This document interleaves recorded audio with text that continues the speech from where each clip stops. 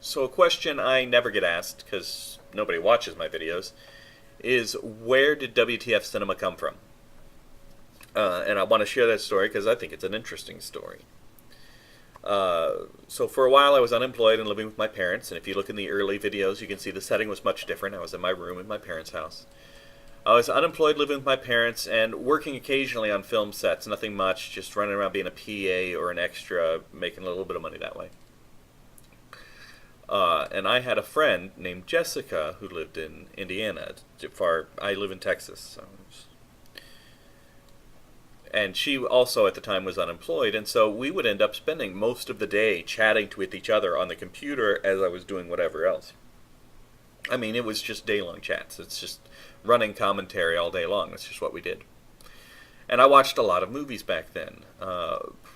One year I watched over 500 movies because at a certain point I started keeping track. I was absorbing movies back then because I had nothing else going on. And so occasionally when I was watching movies, I'd watch them with her. And no, I didn't use some kind of streaming thing or whatever. I would honestly just describe the movie while we were talking about other things. I would fill it in with also just describing the plot of the movie in the most succinct and usually most ridiculous way possible, to emphasize how stupid some of these movies were. And I would give the characters funny names, and basically she could watch the movie just by reading my text.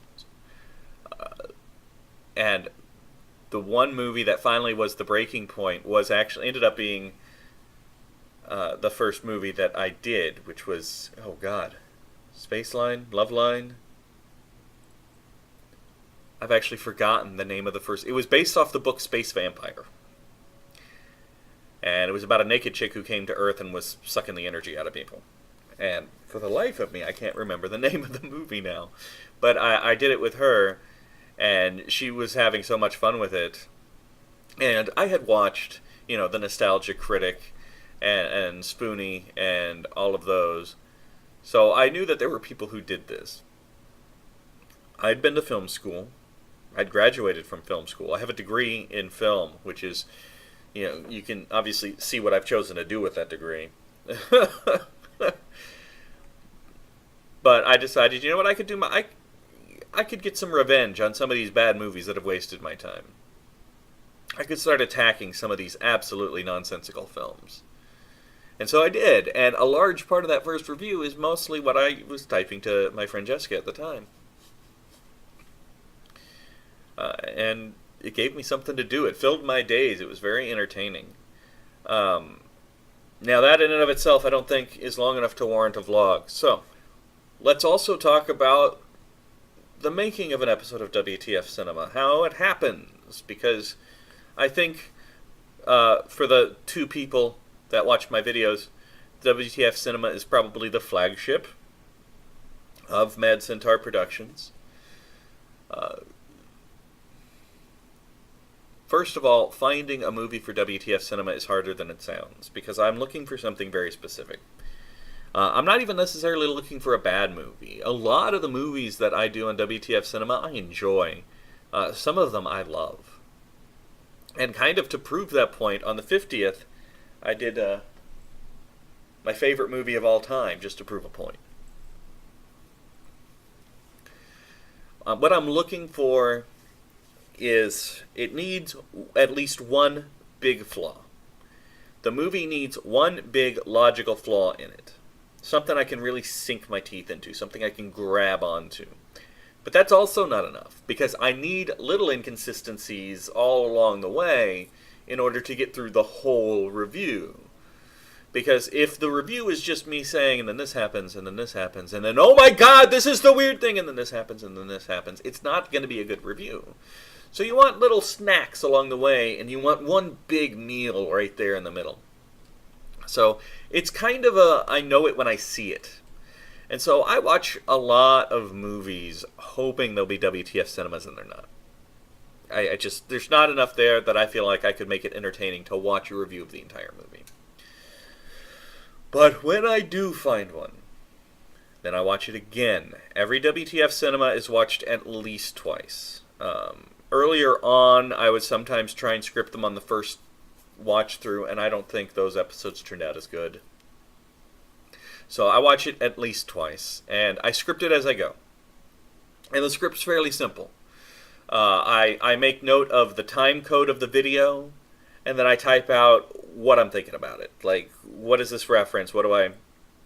That, and the time code is there to make editing a lot easier later on. Normally at the end of the video, I just put rant. The endings of the WTF Cinemas are almost never scripted. I just freeform it. By that point, I've been talking about the movie for 30, 40 minutes, and I usually have enough oomph to just carry myself through.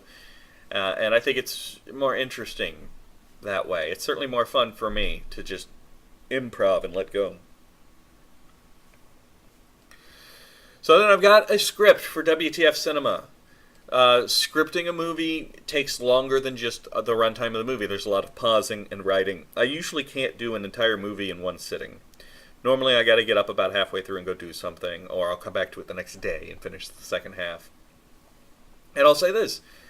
The first third to half of a movie usually has the lion's share of the script. A script usually is about 5 to 6 pages long, and most of that is the first third to half. In the middle of the movies, there's usually not much going on. You can summarize the action with a line or two, and then the end kind of pops up all of a sudden. I just find that most of the writing is for the setup, then the actual action is easily summarized.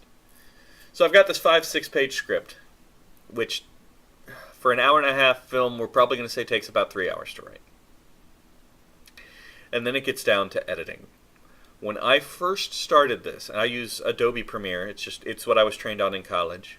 When I first started doing WTF Cinema, editing an episode of WTF Cinema, which they come out to around 30-ish minutes, 30, 40 minutes, took me about 6 hours.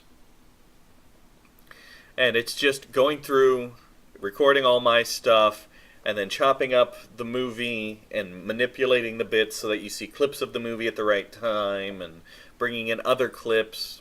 It took about 6 hours. I have streamlined it, and I have gotten better over the years, as you should with anything that you do. It's now down to about 2 to 3 hours to edit a WTF Cinema.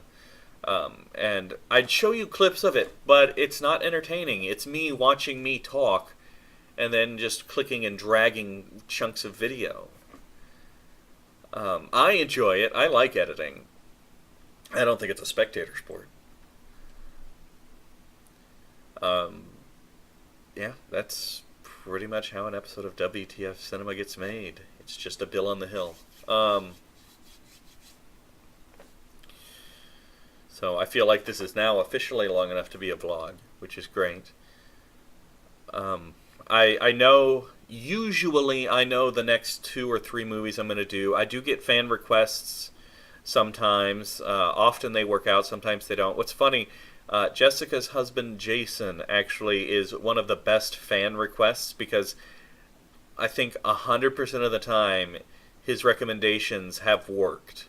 They have been good movies. It was Deadly Friend and Vindicator, which is coming up, and that one about the guy with the ghost car, the name of which eludes me at the moment, and 1 or 2 others.